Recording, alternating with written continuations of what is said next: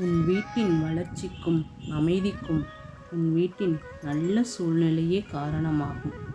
மங்களம் பொங்கும் மகாலட்சுமி அப்போது என்றும் குடியிருப்பாள். உன்னை விட்டு ஒருபோதும் நீங்க மாட்டாள். லக்ஷ்மி கடாட்சம் என்பது பணம் சார்ந்த செல்வம் மட்டுமல்ல, உன் குடும்ப உறுப்பினர்களின் ஆரோக்கியம், இன்முகத்துடன் பேசுவதால் ஏற்படும் மன அமைதி, சொந்த பந்தங்கள் மற்றும் அன்றை அயலாருடன் நீ கனிவாக பேசுவதால் ஏற்படும் நல்லுறவு மற்றும் மன நிறைவு, இதன் மொத்த நற்செயல்களின் கூட்டுப்பலன்தான் லக்ஷ்மி கடாட்சம். வீட்டில் நேர்மறை சூழல் உருவாக வீடும் தூய்மையாக இருக்க வேண்டும். தேவையில்லாத எதிர்மறை எண்ணங்களுக்கு இடம் கொடுக்காமல் நல்ல எண்ணத்துடன் நல் செயல்கள் செய்ய வேண்டும். அப்போது உன் வீடு கோயிலாக மாறிவிடும்.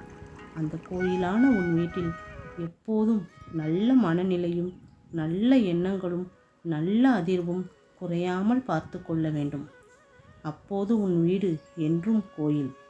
நீ சிந்திக்கும் பிரச்சனைகள், சவால்கள் எதிர்கொள்ளுதல் ஒரு பாதுகாப்பு அரணாக அது அமையும்.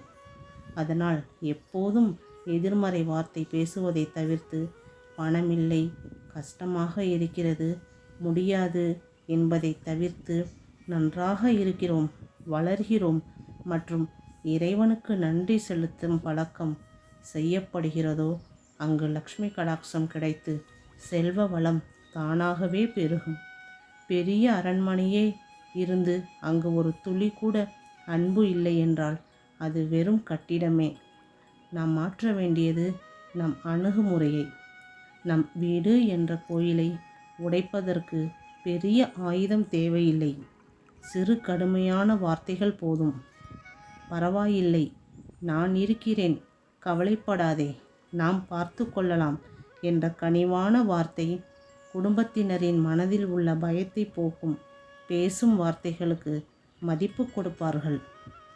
அதனால் உன் கோபத்தை குறைத்துக்கொள்.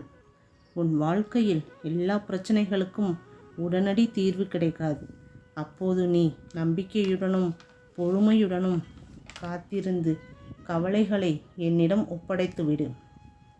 குடும்பத்தில் உங்களுக்கு உதவும் ஒருவருக்கு நன்றி சொல்ல பழகு. மனைவி கணவனிடமோ, கணவர் மனைவியிடமோ, குழந்தை பெரியவர்களிடமோ நன்றி சொல்லும் பழக்கத்தை உருவாக்குங்கள். அதுபோல் பணம் அதிகமாக இருந்தால் அதை பார்த்து கர்வம் அடையக்கூடாது. தேவையில்லாத செலவுகளை குறைத்து கொள்ள பழக வேண்டும். நேர்மையான வழியில் வரும் பணம் மட்டும்தான் மன நிம்மதியை தரும்.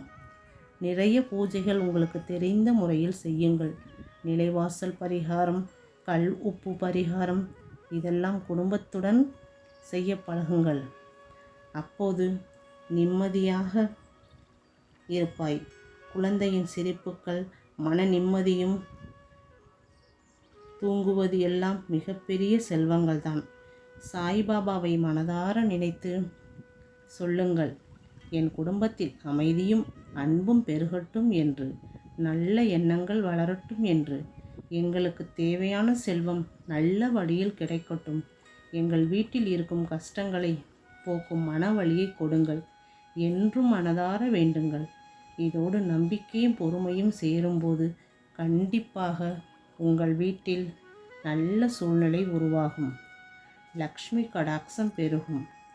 இப்போது உன் இல்லத்தில் அமைதியும் அன்பும் பெருகும். நல்ல எண்ணத்துடன் நல்ல மாற்றம் உருவாகும். சாயியின் அருள் உன் குடும்பத்தை எப்போதும் சூழ்ந்து இருக்கட்டும். இதோடு உனது தரித்திரம் நீங்கட்டும். நல்லதே நடக்கும். ஓம் சாய்ராம்.